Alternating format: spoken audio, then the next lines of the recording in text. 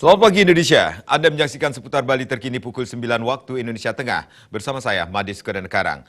Pemirsa, sebagai bagian dari tulang punggung ekonomi keluarga, perempuan Bali diharapkan mampu menumbuhkan kepercayaan diri. Kepercayaan diri menjadi salah satu unsur yang membuat perempuan Bali sanggup berinovasi dan berkembang dalam menghadapi era persaingan bebas.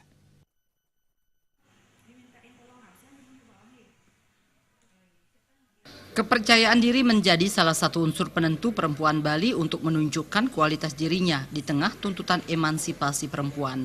Hal ini sekaligus menepis anggapan perempuan Bali kurang mampu bersaing dalam segala bidang. Pemerhati perempuan Made Heri Erika Sedana menilai, terdapat dua hal yang mempengaruhi kepercayaan diri perempuan Bali, yakni dorongan emosional dan dorongan rasional.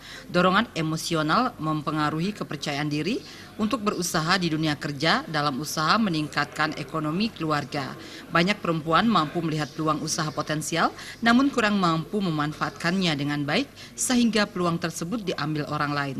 Sementara dorongan rasional lebih banyak menekankan pada finansial untuk memenuhi kebutuhan rumah tangga sehingga muncul keinginan untuk berusaha. Perempuan Bali punya kesempatan yang luar biasa besar untuk berwirausaha. Nah, kalau kita lihat lebih dalam, sebetulnya ada dua dorongan. Yang pertama dorongan emosional dan yang kedua dorongan yang sifatnya rasional. Ya, emosional ini sebetulnya dilihat apakah kalau memang dia betul-betul punya dorongan dari dalam bahwa dia mampu berwirausaha tapi kok nggak jalan misalnya gitu, itu adalah emotional driven ya, artinya dorongan dari emotional side-nya dia.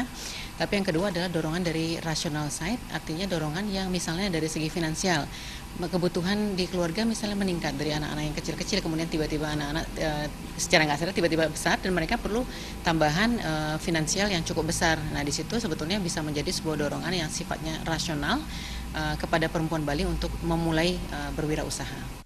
Kepercayaan diri ini hendaknya disertai dengan peningkatan kualitas SDM sehingga perempuan Bali siap bersaing di berbagai bidang. Tentunya perempuan Bali tidak melupakan tugasnya dalam keluarga. Terima aja Bali TV.